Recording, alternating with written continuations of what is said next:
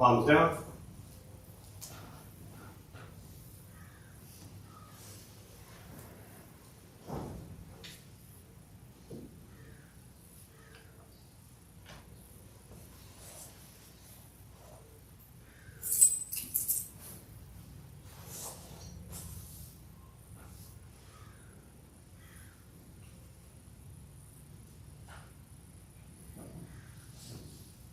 All right, good evening, everybody. Thanks for showing up. You're yawning already. You just started. That's what happens when you sit towards the front. It's easier to pick on you, you know? You tired? Yeah. Yeah, long day. Yeah, I hear you. What time do you get up? Don't even say like 10. 7? Okay, yeah. Well, I'm glad you're here. I'll do my best to keep you awake, no promises. And if you do fall asleep, that's fine. You know the beauty of sleeping when you're in meditation? Nobody knows. I was actually leading, that was a long time ago, over 10 years ago, and I was leading a meditation. I used to lead like really long meditation practices. I mean, long compared to how I do it now, but you know, it was like easily a 40-minute meditation, and this was with a group of therapists. It was up at Jewish Family Services. It was 8 o'clock at night. It was after everyone's days were done. And they were exhausted, I was exhausted, but you know, I went up there and did it, and we had a nice time together. And I used to do like body scans, and it just gave me something to focus on. So all of a sudden I noticed that as I was leading the meditation, I was starting to fall asleep. And you know, I'd be like, okay, my shoulder, and then I'm just like totally nodding off. Now nobody knows because their eyes are closed. The reality is they're probably sleeping also, but their eyes are closed. They're not looking at me, at least so I think, right? So my eyes were closed, how I did it then. And all of a sudden I would like forget where I was at, you know, and I'd feel myself nodding off, and I'm like, wait, was the shoulder, the elbow? But then that's when it, there you go, yawning again. But then that's when it hit me that nobody knows if I'm falling asleep. So if you've never led meditation, it is the simplest thing in the world. You can sit there and just look at everybody and say, welcome. You can hit the bell 1 time or 3 times. It doesn't really matter. Just make sure that you do it with some confidence as if you've done it before, right? Because nobody else knows. Right? So just hit it once or twice or 3 times, whatever. It doesn't matter. And then just stay absolutely silent for like 20 minutes. And then hit the bell again. Make sure it's consistent with how many times you hit it the first time. So if you hit it once to start, hit it once to stop. If you hit it 3 times to start, hit it 3 times to stop. You don't need to say a word. And just remain absolutely silent. Bell to start, bell to stop. And then get up and leave. And they will think you were the greatest meditation teacher in the world.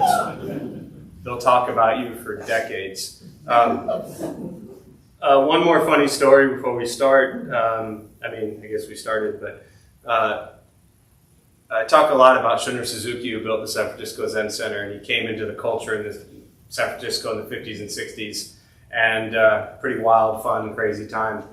And he settled in as a very traditional Japanese Zen priest, came over from Japan, and he turned his back on the Japanese community to embrace what was in San Francisco in the 50s and 60s. And obviously a large Japanese community, but he really wanted to work with the local folks that were from there.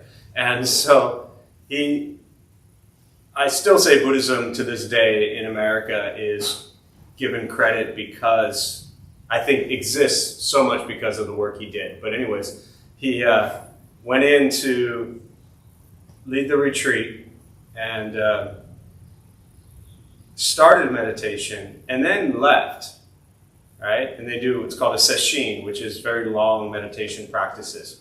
It's all silent, you're sitting, you're kind of facing a wall. And he was also known to have a really terrible memory, especially as he got older. And apparently, and this is the book Crooked Cucumber is all about his life and how he built the Zen Center and everything. It's really one of the best books I've ever read. And his wife is retelling this story. And apparently he went to the market or something like that and just kind of forgot that they were there and never came back. But the beauty of this, to me, the beauty of this story and this teaching is that the students, they wouldn't dare leave. They wouldn't move. There was no bell to let people up to go to the bathroom or anything like that. They just stayed there, absolutely silent, while he was gone for hours. And I forget what happened. I also have a bad memory with certain things. But maybe she went and found him. I'm not quite sure. Someone read that and let me know what actually happened. And in fact, I'm not even sure if that story is completely true. I might have just shifted it over the years to make it funnier, but it's kind of close to that. So with that, we'll start with the meditation practice. To those who are joining virtually, welcome. Glad you're here. Thanks for showing up. There's a chat box somewhere on your screen, so feel free to say hello as you are. And, if you are sitting for the first time with meditation, nothing's going to happen to you. You're not going to float away. You're not going to have any mystical, magical experiences. The mind that races all day long is not going to shut off. Don't judge your practice, meaning don't ask yourself, is it working or not working? Are you doing it right or wrong? We're just going to sit. We're going to breathe. You'll hear sounds inside, sounds outside. This is life. Life is filled with chaos. And this practice of learning to get quiet and still within all of the chaos. Posture, you just want to be comfortable. If you are on a cushion, often it helps slide into the front third, pushing the stomach forward, allows the back to straighten. If you're on a bench or chair, however you're seated, also just trying to sit up straight, relaxing the shoulders. Hands are on the knees or lap, whatever's comfortable. I'll guide us as we begin, and we'll settle into a little bit of silence. Most important, do not expect anything. We're just going to sit and breathe.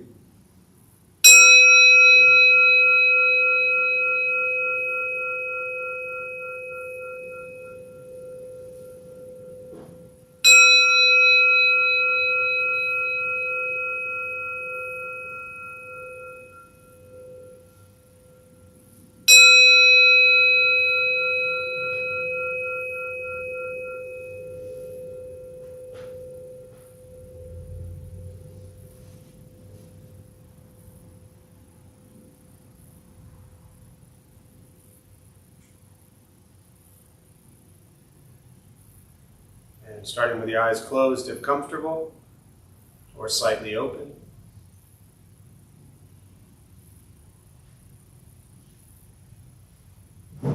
Mouth is open or closed. We'll start with taking 3 deep breaths, slowly.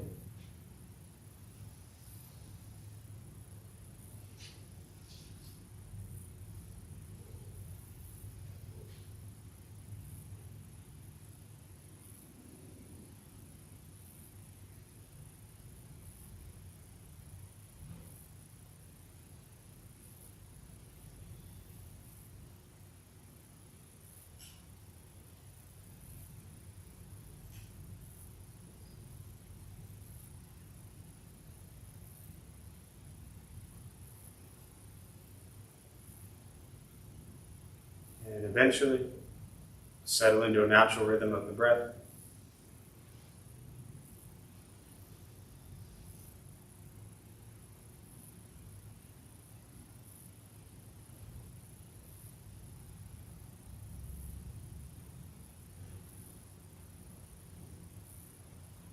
Noticing the mind as it wanders, jumping from thought to thought.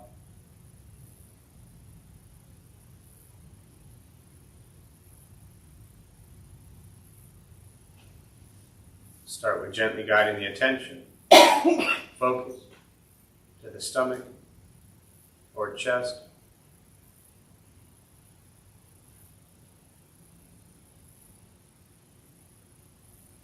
Breathing in, feel them rise.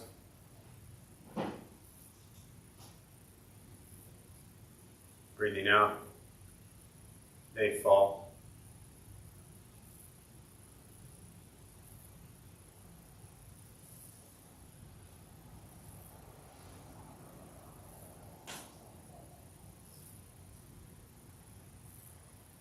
Simply continue this practice, observing sensation of breath.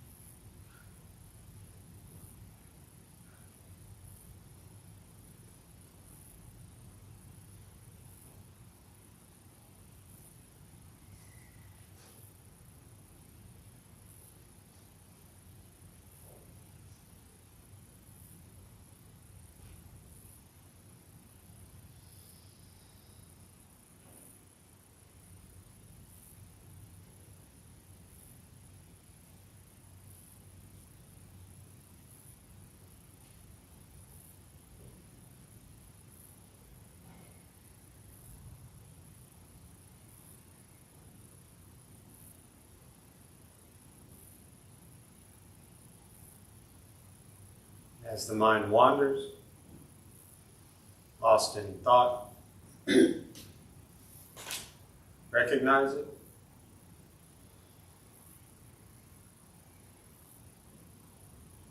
Release that thought. Return attention, focus to the breath.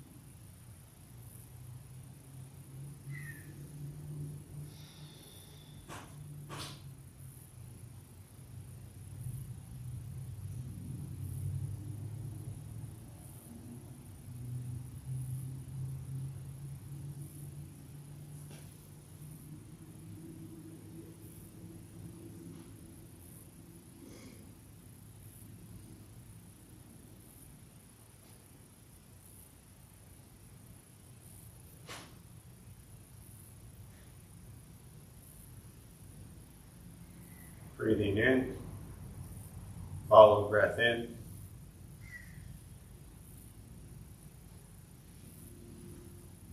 Breathing out, follow breath out.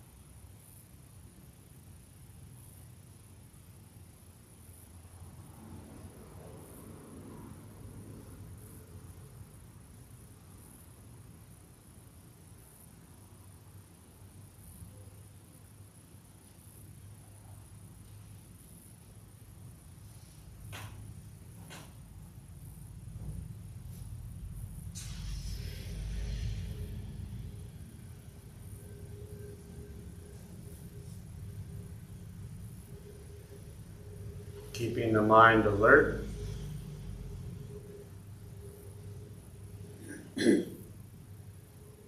aware of each sound.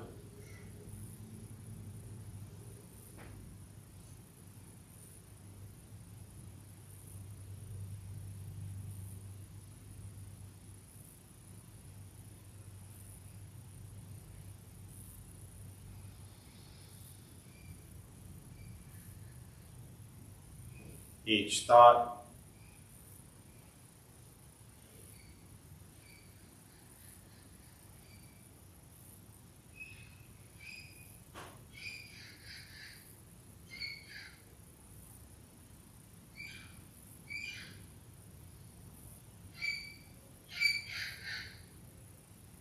Each physical sensation.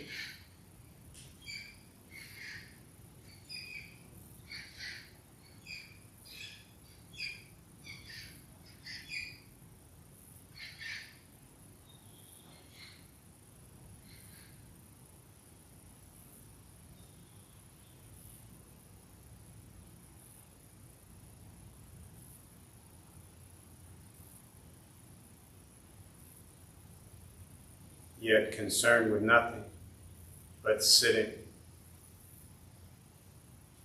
breathing.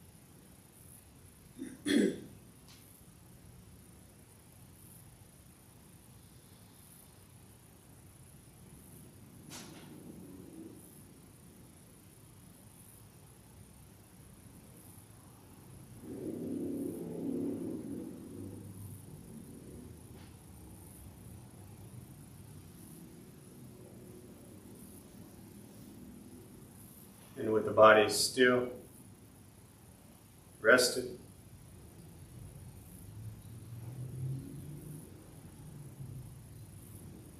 and the speech quiet, aware of all sounds,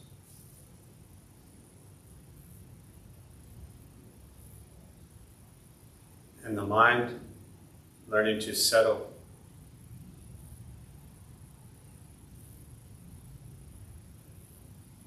Know what it's like to just sit and breathe.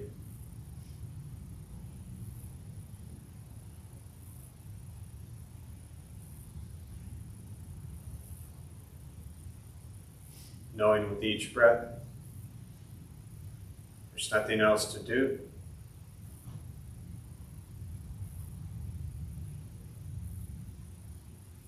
Nowhere else to go.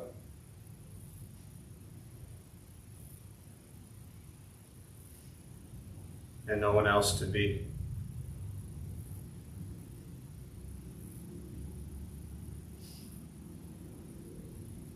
Everything beautiful, exactly as it is. Sitting, breathing.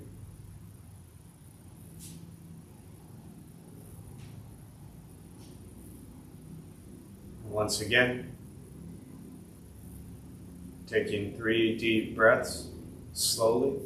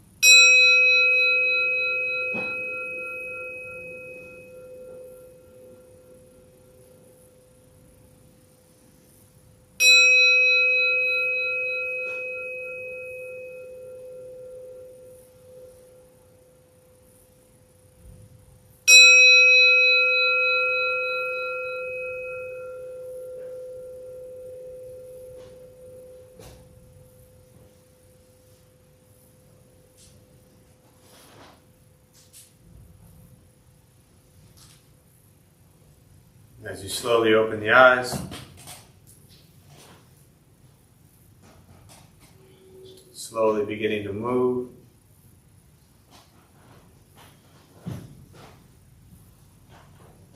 And most important, with the practice of meditation, is to recognize how you feel now, immediately after. Compare this to how you typically feel throughout your day. Recognize the difference, if there is one. Ask yourselves how you'd prefer to feel every day for the rest of your life.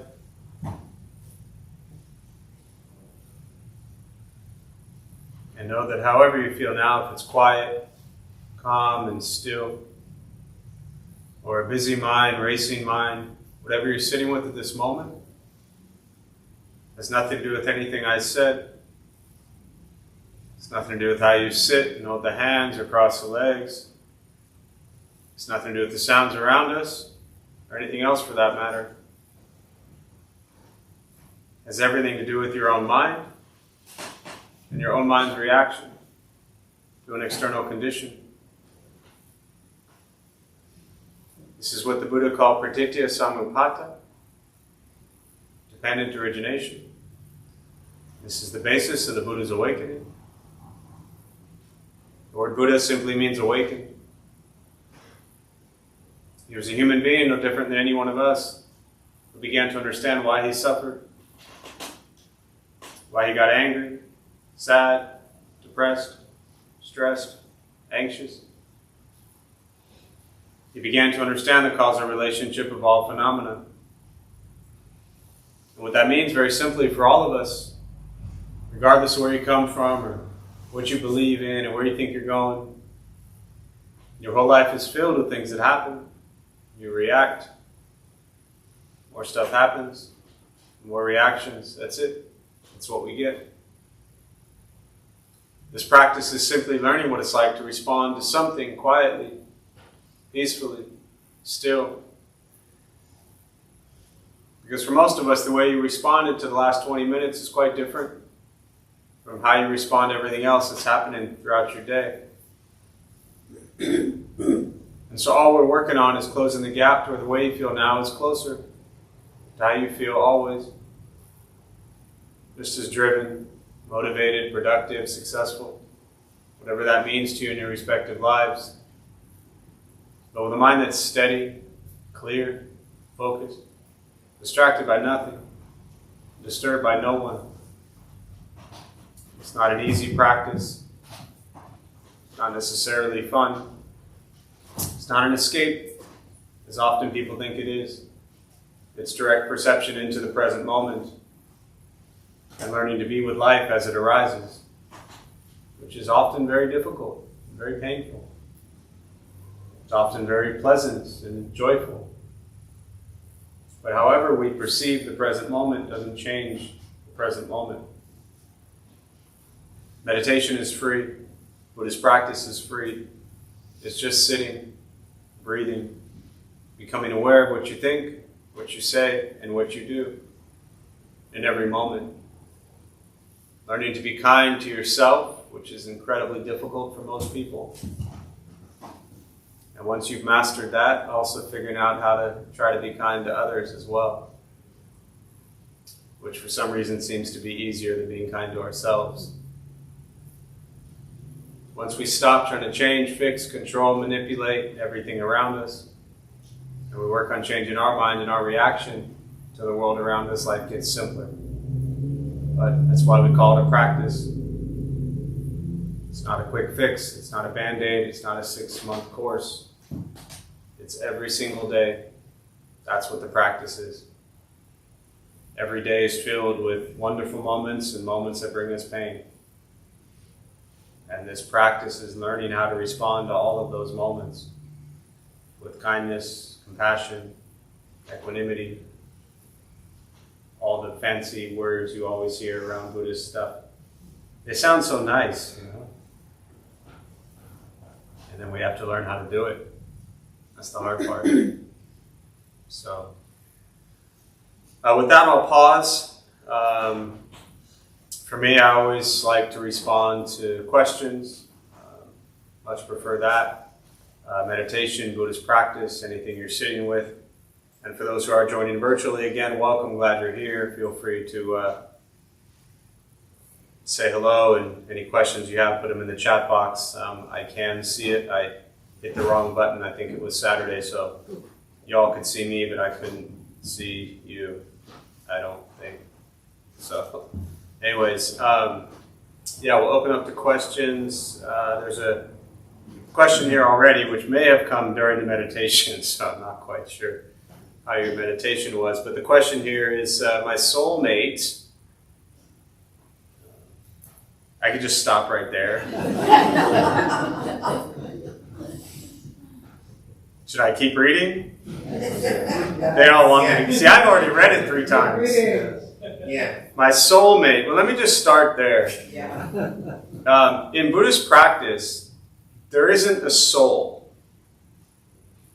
So, let me just talk about that for a minute. All right. Somewhere in the rest of this is ripped apart also, just so you see how heavy it is. And I'm not making light of this. I'll come back to I'll stay in the very serious practice here with this question.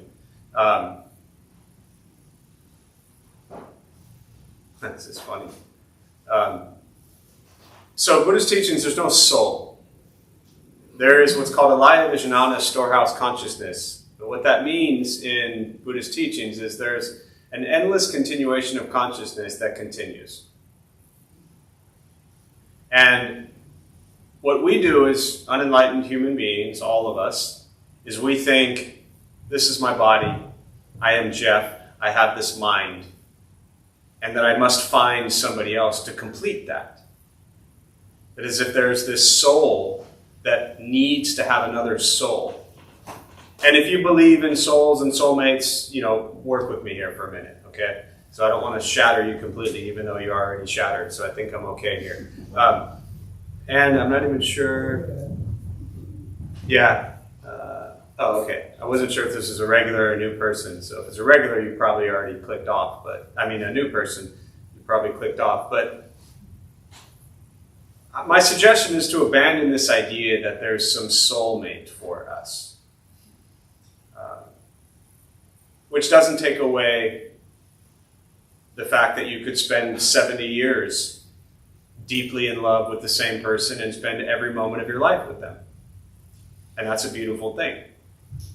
So while I'm talking about the fact that Buddhist teachings say very clearly that there is no soul, I'm not minimizing the importance or the beauty or joy of having that loving, committed relationship. I just want to make that very clear. So the question goes on to say, my soulmate betrayed me. My soul, okay, so now your soulmate and your soul feel like it's being ripped apart.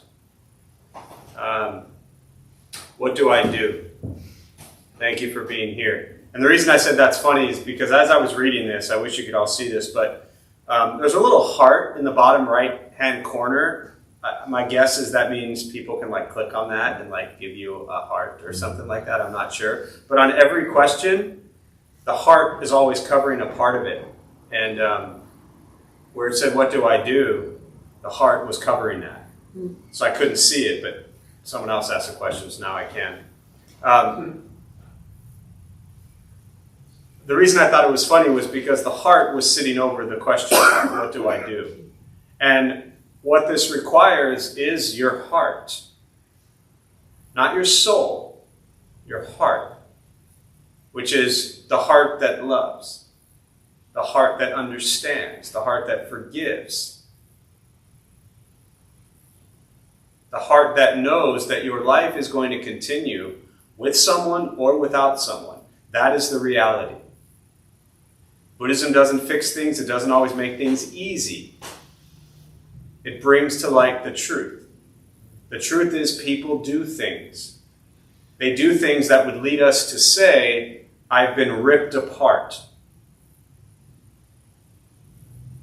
Somebody did something. It probably sucked and was really painful. And what's required now is an absolute endless amount of love for yourself and the other person. Because if they are truly your soulmate, if you truly love someone, do you put expectations on them? Do you put judgments on them? Do you need them to be a certain way? Or do you just love them for who and how they are, as beautiful and fucked up as they are? That's your choice.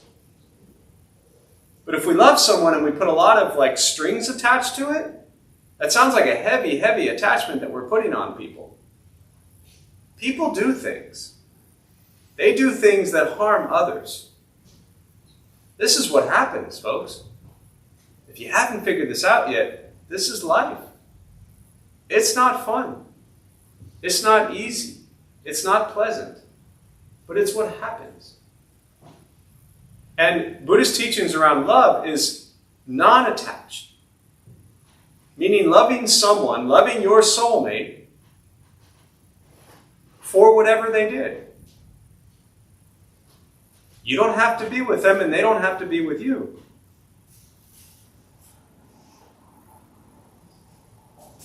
But you love them regardless. They did what they needed and wanted to do, and I don't need to know details. I don't want details. People do what they need to do, just like we do what we need to do. So your question, which is, what do I do? You open your heart, and you breathe, and you continue with your life. That's what you do. And you learn from every experience, and you be better as well.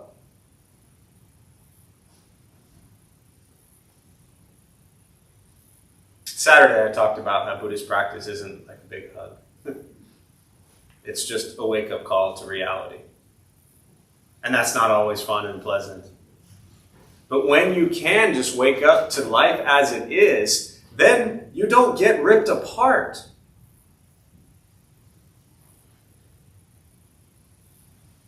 You just experience life.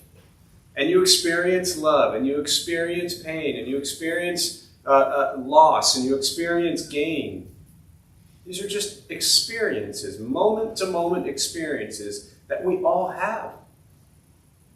But because our culture and our way of being is, the Tom Cruise ruined it for all of us. You know, the whole "you complete me" thing. Was it like 1987 or whatever? So for the last 40 years, the world's been looking for someone to complete them. Complete yourself. Love yourself. So maybe when people, well, I'm not going to go there, but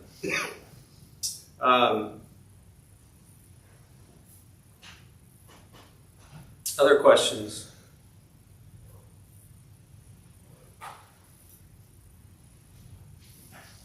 Yeah. This is kind of an embarrassing question, but what's the purpose of meditation? Yeah. You know, because I get it out. Different things I read. It's clear your mind. You know, be in the moment. But my mind, you know, I'm always having to clear my mind because it's always going. And then, you know, like what you were just talking about, all these awarenesses. How do they get incorporated if it's not through meditation? Yeah. What's the point, right? Yeah. What's the purpose? Yeah. I hear you. So years ago, there was a person who did a little documentary at a Zen retreat space somewhere, and it was they were asking them about their schedule, and he asked this young guy, "You get up at 3:30 in the morning to do zazen, seated meditation every day?" And the guy said, "Yeah." And they asked him, "How come?" And he got a big smile on his face, and he said, "I have no idea." Right? So, but to your question very specifically, if you read 100 things or people tell you 100 things about meditation, they're all going to be different. And I'm just going to be one more unenlightened, ignorant view and voice and opinion for you to throw into your mess of things that you're already trying to figure out. Empty your mind, don't empty your mind. Clear your mind, don't clear your mind. Breathe through your left ear. Breathe out through your right nostril. Like, I'm a Zen practitioner. Just sit and breathe. That's it. No purpose. No point. Nothing to figure out. Nowhere else to go. No one else to be. Everything beautiful, just as it is. Sitting and breathing. You're not, in my opinion, there's one time and one time only potentially that your mind stops. And that's when? When you die. And ultimately from Buddhist teachings that doesn't even happen. So good luck with that, right? So you're not going to, in my opinion, not to shatter everyone else who's what I think ruined meditation in this country, you're not going to empty your mind. Your mind is not like a bucket with a bunch of shit that you can just pour out. Your mind is filled with thoughts. The thoughts are not the problem. You know what the problem is? What you do with them. So, years ago there was a 20-year-old kid and he was an intern at KPBS. I'd been doing meditation every Monday. He was like 3 weeks in. And he came up to me that next Monday and he said, "Jeff, I think I figured out how this meditation thing can help me." Okay, to your question, what's the point? How does this? If it can't help us, what's the point, right? If it's making us worse, what's the point? So he said, "I think I figured out how this can help me." I said, "How's that?" And he said, "Well, I was at a party Friday night and this guy was talking to my girlfriend and I got really angry. And I realized I was going to get into a fight. So I knew I should take some deep breaths and walk away." I said, "Cole, that's beautiful. So what happened?" He said, "I punched him." I looked at him and I said, "Congratulations." He was like, "Jeff, I got into a fight." I said, "Yeah, but you realized in that moment you had another choice." The realization of having another choice only happened because for a grand 3 weeks he'd been doing meditation and realizing that his thoughts are just like airplanes flying overhead, clouds flying overhead, whatever else, birds fly over your head. The thoughts are birds, clouds, airplanes, Wonder Woman, Superman, whatever else you want to call it. You're not going to clear them. Don't let them ruin your life. Don't act on every single thought you have. You ever done anything really stupid? You know what that stupid thing you did started with? A thought. You ever done something and said, man, I wasn't even thinking? You were thinking, you just didn't think long enough. Right? We have a quick thought and we respond. We're like, man, I should have waited. What meditation does is it allows space to occur. So when you're sitting and breathing and all these thoughts are flying around, right? I've been doing this 20-something years every day for 20 years. My mind is still a mess. It races 1,000 miles an hour. I just don't do 90% of the things that pop into my head. So you're not, in my opinion, and what I learned from Buddhist practice, you're not practicing meditation, training the mind to be present, to be good at training the mind to be present. You're not practicing meditation to empty all of your thoughts. You're not doing it to relax. You're not doing it to escape. It's not a freaking bubble bath. You're doing it to train the mind to be present. When you're angry, sad, and depressed, where's your mind very often? Past. When you're stressed, anxious, fearful, or worried, where's your mind? Future. When you're staring at your foot, where's your mind? Present moment.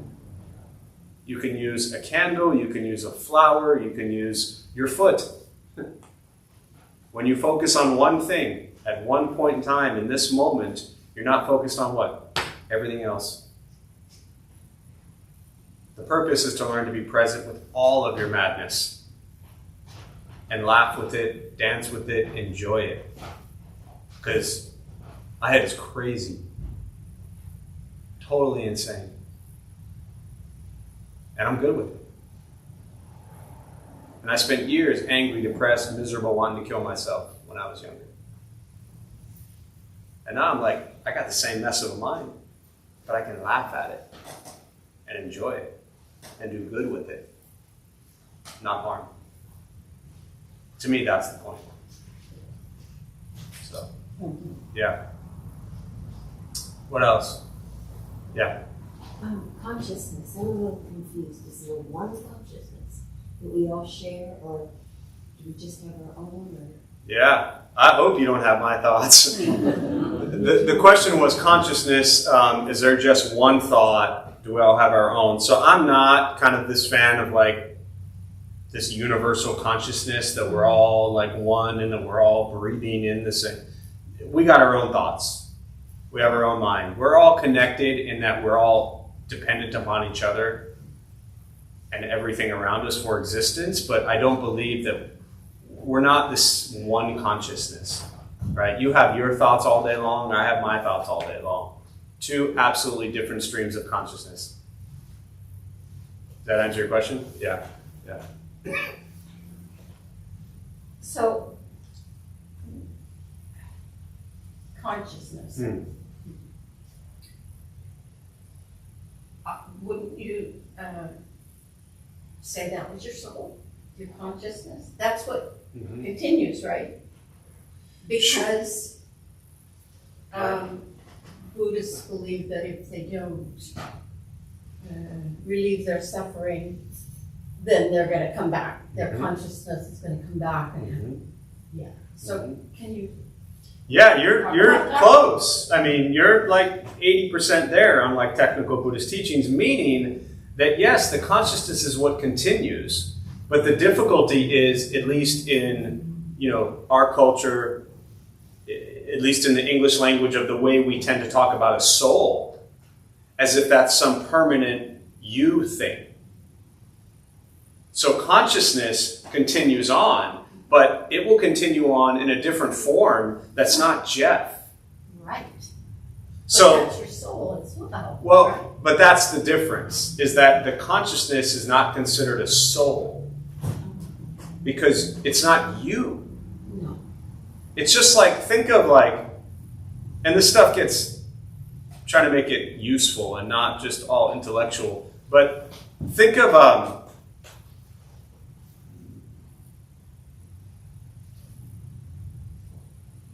you ever gone on a road trip? Okay, good. This will help. In a car? Okay, one that requires gas. Okay, so you're driving. Every however many miles, you got to pull over and get gas, right? Then you drive for another 4 or 5 hours, you got to get more gas, right? So every time you stop, it's a different gas station. It's not Leanne. The consciousness is the car. It's just moving. And it goes from gas station to gas station to gas station. But that's not the same. That's not one soul. Okay. The gas stations are the physical bodies. Yeah. No, I understand all that. Yeah. In a previous consciousness, I could have been a man, Yes. or, that I get. But my suggestion is to remove the I was. Because Buddhist teachings are very clear that the sense of self, there is no inherent permanent self. So it's not Leanne was something else in a past life. You have to abandon, the teaching is to abandon Leanne. Leanne is just a construct. It's just a word that was given to you at the gas station. No, I get that. But I was thinking of the soul was the consciousness. But that's not right. The challenge is we're using our attachment to our sense of self right now. So I am thinking, I am Jeff. What am I going to be in my next life? I'm not even I in this life. I'm just this physical form that has this consciousness. I mean, the technical teachings and you look into Buddhist teachings, they talk about you have sperm, you have egg, you have consciousness. It all comes together at the same point, and you have birth. Okay? Now, for those who aren't into any of this stuff and it doesn't make any sense to you, don't worry about it. It doesn't matter. Just think of each moment as a rebirth. Each day as a rebirth. You're starting over every single day. I mean, who you were this morning is not who you are right now. But you still have the name because the name was given to you and you've labeled yourself as Leanne. So the name is kind of what's carrying on. The real problem here is we give people names. Hand in the back and then we'll go here, yeah. Yeah, I just wanted to add or posit that consciousness or awareness is not the same as thoughts or thinking. Sure. Yes. Yeah. The thoughts that we have become and enter the stream of consciousness. It's what creates our consciousness, at least from the Buddhist terms. Yeah. Not the other way around? Well, it's both ways. The consciousness creates the thoughts and the thoughts create the consciousness. Okay. Yeah. Thank you. Yeah. Go ahead here. Yeah, the movie Little Buddha, they're looking for they find a child, and this child has these, whatever it is, if it's not a soul, it's the consciousness of this past Buddha. Yeah. And then the Dalai Lama has been moving up the scale to where he is now. Yeah. So, how does that work? Yeah, I mean, let me just break down rebirth for you all, because nobody's been able to understand it for 2,500 years. So let me. So if you ever want to really get into Keanu Reeves and Buddhism, it's called Little Buddha. It's from 1990 or something like that. But when you get into this whole thing we're talking about, then you got to look at Tibetan Buddhism. Tibetan Buddhism believes in the literal rebirth, or I should say reincarnation, but it's not always the immediate rebirth. So this Dalai Lama, who's the 14th, they say is the rebirth, or the reincarnation, not of the 13th, but of I forget what number, 8th, for example. Dalai Lama. Let me cap this. Thinking about rebirth in Buddhism is meaningless for you. It will do you no good. What will do you some good is thinking about how you treat people now, and when you wake up tomorrow, how you treat people tomorrow. That's the focus. I mean, this stuff is fun to think about, but we're here now. So live now, right? If you want to worry about what's going to happen to you when you're died, whether you believe in heaven or hell or rebirth or reincarnation or continuation of consciousness, whatever, what determines all of that? What you do now. That's the practice. So, yeah, Corey. Just a question, first of all, thanks. So if something happens in the now, yeah, for me, my experience of the now may be based on the past. So I'm living two realities at the same time. And how do you, so you can breathe and be in the now, but sometimes I feel like I need to talk to myself and say this is from the past. How do you feel about that? Yeah, I mean, so even in the way you said it, I think you said sometimes, like when you're in the now, it's from things that happened in the past. But as you know, everything, every single moment. I mean, in the last, 55 minutes that we've been sitting here, we've had 55 minutes worth, seconds worth of nows. And this dialogue I'm having with you right now is only happening because 55 minutes ago I sat down here and hit this bell. Every single moment is created because of the past. And staying in the present moment doesn't mean we can't look at the past, we can't explore the past, we can't learn from the past. Right? I've done a lot of stupid things in the past, so I explore them to say, hey, Jeff, don't do stupid things. Remember when you did that? That's what happened. Don't do that. I don't stay oblivious to the past. I'm not like, oh, I'm a Buddhist. I don't look at the past. I'm in the present. No, well, in the present, I'm an asshole. So you need to change that. And the only way you can change, one way you can change that is reflect on past behavior and past actions. So I'm a big fan personally as a practitioner of looking and learning and exploring the past, but not letting it destroy you or, bring you down or, because very often people can spend 40 years dreading and just so hung up on their past. To me, the past and my past or their past are different things. Like there's the past, it happened. We're not ignoring that. We're not pretending it's not there. But how in the present moment are we responding from what we've done in the past is important. There was a hand here, and then I've got a couple on questions here. No? Somebody? Okay. There's a question here. Is a consistent meditation practice truly a way to overcome an anxiety disorder? I would not use meditation to overcome your anxiety disorder. If somebody told you, a therapist, a doctor, said try meditation, it can help. Yes, meditation can help, but I wouldn't just say that an anxiety disorder can be solved and cured and fixed by meditation. Will meditation consistently over time probably help your anxiety? Yes. For the reasons I mentioned earlier, that if you learn to stay present, then you're not anxious, fearful, and worried about the future. But to just label it as meditation equals anxiety disorder gone, it doesn't work that way. But I strongly recommend cultivating a daily meditation practice, and chances are it will probably help with your anxiety.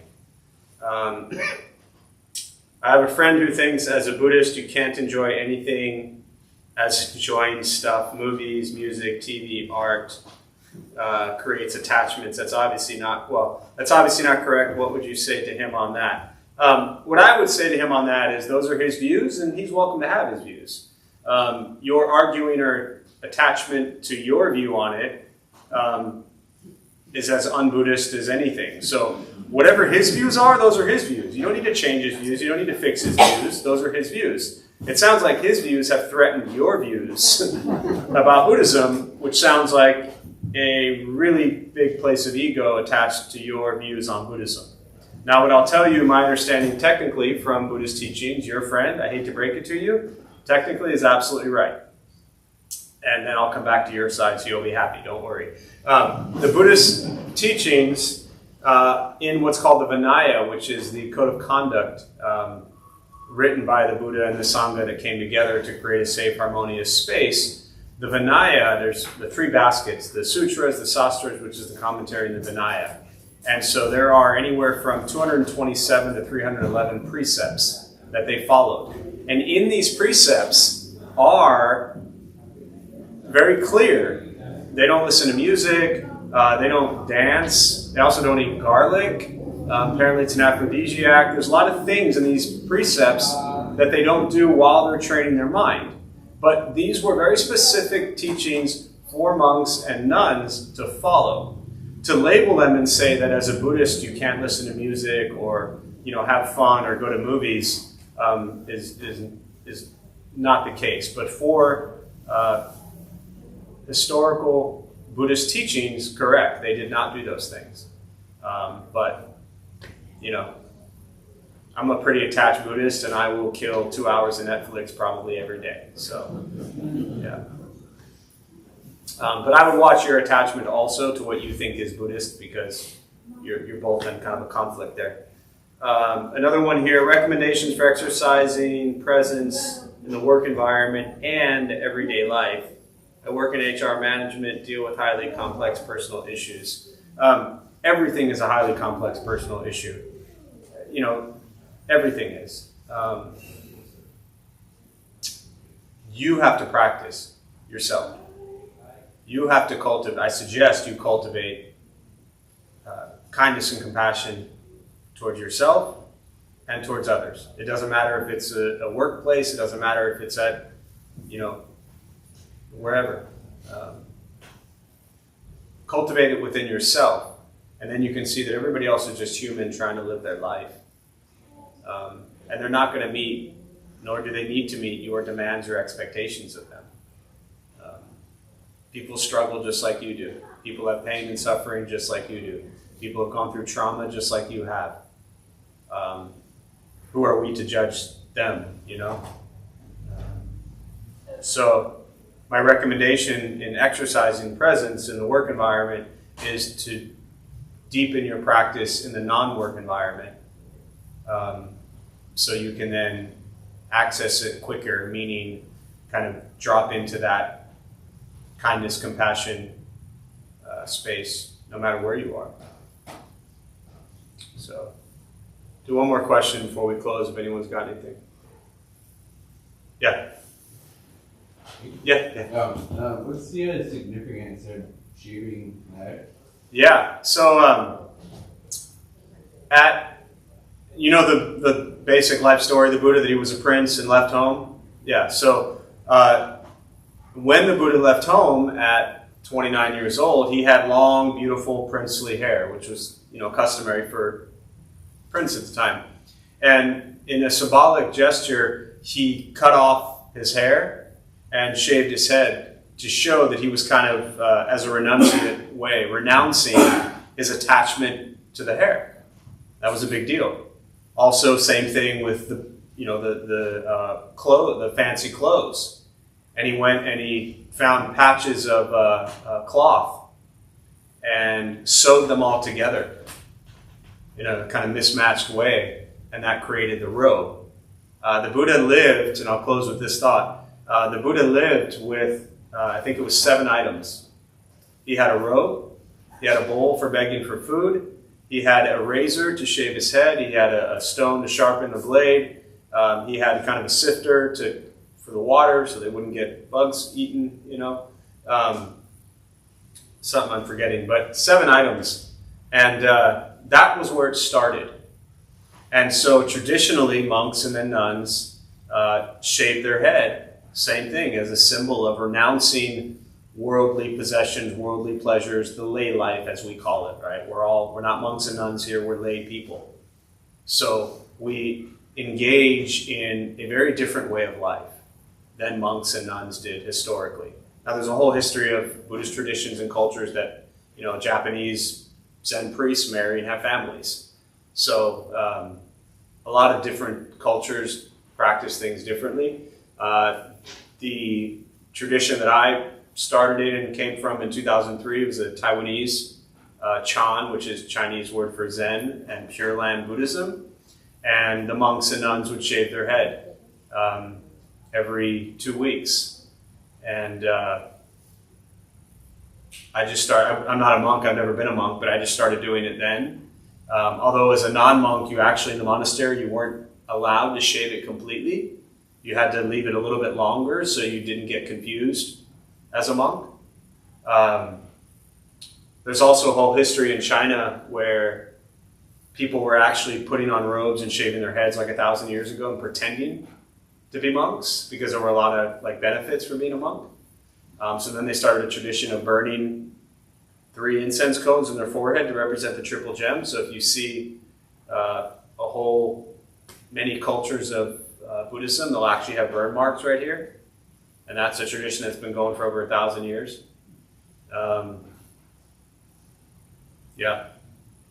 So but you won't see, like I said, each culture of Buddhism is a little bit different. Does that answer your question? Yeah. Non-attachment is the best way to sum it up. You like your pretty hair under that hat? I'll cherish it. There you go. Right? It's just easier, right? I mean, yeah. But for those of you who are like really, just think about this. For those of you who do have this attachment to your hair, right? I'm not saying you go shave your heads. I'm just saying, like, think about, right? Like, you have this attachment to your hair. Like, this idea of shaving it is shocking to many people because it's one of the many things that we attach to into our identity. Again, that create that sense of self, the name, the hair, all these things that we're so attached to. So renouncing those things is really what that is about. What would it be like to go without the hair? I'm going to close on that. We'll join palms. May the benefit of this practice be shared with all beings in all directions. May all beings be at peace. May all be free from suffering. May any merit gained from this practice be transferred to those who need it most.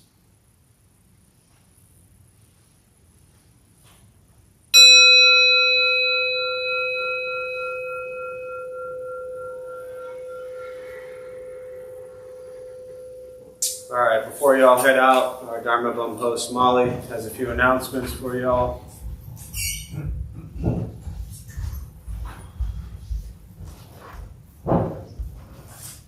Hi everyone. We opened the Dharma Bum Temple 17 years ago to introduce Buddhist practice to those who show up. Those who lead are not nuns, monks, gurus, masters, or teachers, and are not looking for students. They're simply practitioners sharing their interpretation of the practice. Every night we have different classes led by different people from various Buddhist traditions. We have a recovery sangha that meets several times a week for anyone with addiction, and our food redistribution program is every Thursday at 4:30 p.m. We have classes and programs every day, and everything we offer here is always free. The full schedule is on our website and also posted in the entryway above the shoe rack. We have a lending library, and if you see a book you like, feel free to borrow it, then bring it back whenever you're done with it. Please straighten your seat or cushion before you head out. If a few people could stay to close and latch the windows, that would be helpful. Dharma Bum Temple will be marching in the Pride Parade Saturday, July 20th. Please go to our website and click Pride Parade to sign up or see the flyer on the wall outside by the shoe rack with a QR code. Thank you for being here. We wish you well and hope to see you all again. Thanks, Molly. One last thing, we are renovating the downstairs meditation halls. Most of you or many of you may have seen because our downstairs meditation hall has become too small. So everything down there is shut down, Buddha for you and whatnot. But what that means is we most likely will not be doing the food redistribution again this Thursday. But by the following week, everything should be back on track. So thank you all.